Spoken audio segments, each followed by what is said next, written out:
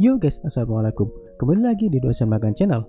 Di video kali ini kita akan latihan soal CASN P3K Jabatan Teknis Administrasi Perkantoran. Sebelum lanjut, subscribe dulu buat yang belum dan nyalakan loncengnya agar tidak ketinggalan video terbaru dari channel ini. Kalau sudah, langsung aja kita ke latihan soal. Let's go.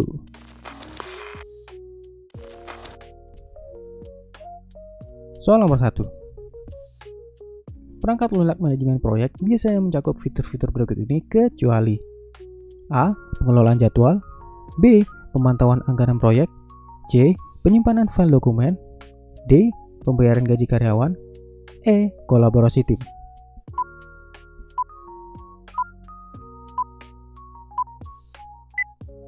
Jawabannya adalah D. Pembayaran gaji karyawan. Kita lihat pembahasannya.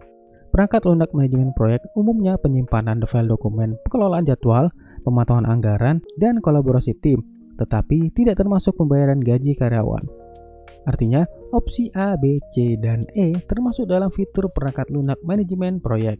Sedangkan untuk pembayaran gaji karyawan, biasanya divisi, bagian, atau bidang keuangan mempunyai perangkat lunak khusus yang hanya diperuntukkan untuk keperluan pembayaran gaji karyawan. Next. Soal nomor 2. Apa yang dimaksud dengan phishing dalam konteks keamanan informasi? A. Teknik untuk melindungi data dengan enkripsi. B. Serangan yang mencoba memperoleh informasi sensitif dengan menyamar sebagai entitas terpercaya.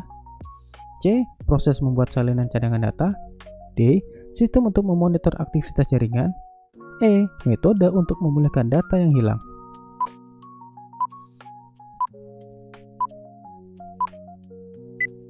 Jawabannya adalah B. Serangan yang mencoba memperoleh informasi sensitif dengan menyamar sebagai entitas terpercaya. Kita lihat pembahasannya. Phishing adalah serangan yang bertujuan mendapatkan informasi sensitif dengan berpura-pura sebagai entitas terpercaya seperti melalui email yang tanpa sah.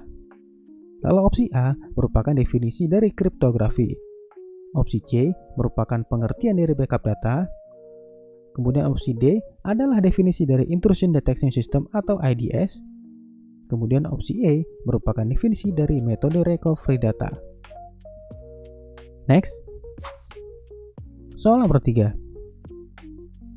Jika komputer mengalami masalah overheating atau panas berlebih, langkah pemeliharaan yang dapat diambil adalah A. Menambah lebih banyak aplikasi, B. Mengabaikan masalah dan terus menggunakan komputer, C. Membersihkan seluruh perangkat keras, D. Mengganti seluruh perangkat keras, E. Menyimpan data secara manual.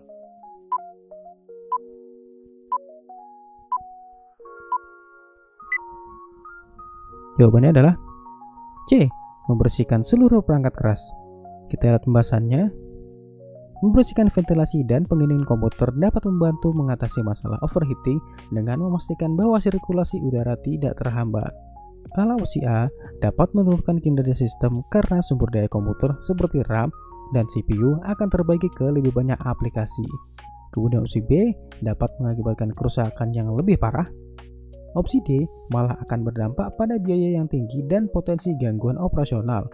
Dan opsi E akan berdampak pada peningkatan risiko kesalahan manusia dan efisiensi yang rendah. Next. Soal nomor 4.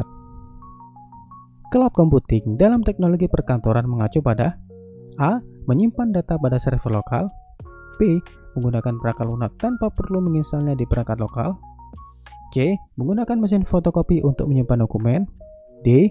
Menyimpan data dalam format kertas, E. Menggunakan perangkat keras untuk enkripsi data.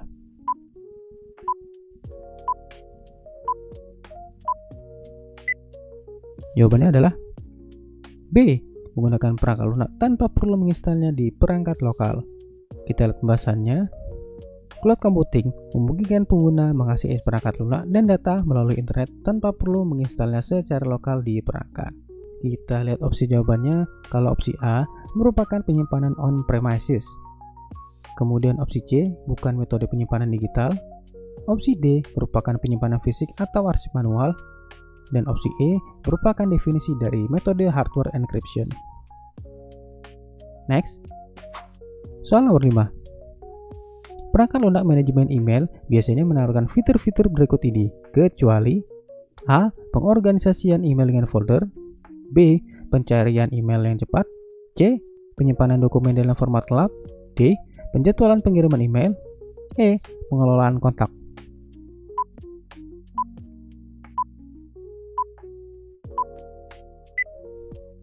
Jawabannya adalah C. Penyimpanan dokumen dalam format cloud. Kita lihat pembahasannya. Perangkat lunak manajemen email fokus pada pengorganisasian email, pencairan, penjadwalan, dan pengelolaan kontak, sementara penyimpanan dokumen dalam format cloud bukanlah fitur utama. Artinya, opsi A, B, D, dan E termasuk dalam fitur perangkat lunak manajemen email. Sedangkan penyimpanan dokumen yang dalam format cloud biasanya terdapat dalam sarana penyimpanan cloud seperti Google Drive, Apple iCloud, dan lain-lain. Oke guys, jadi itu dia contoh-contoh latihan soal yang sudah kita kerjakan. Jika video ini bermanfaat, silahkan bagikan video ini ke teman-teman yang lain agar lebih banyak orang yang mendapat manfaat dari video ini. Kalau ada materi soal yang ingin dibahas, silahkan tulis di kolom komentar ya guys.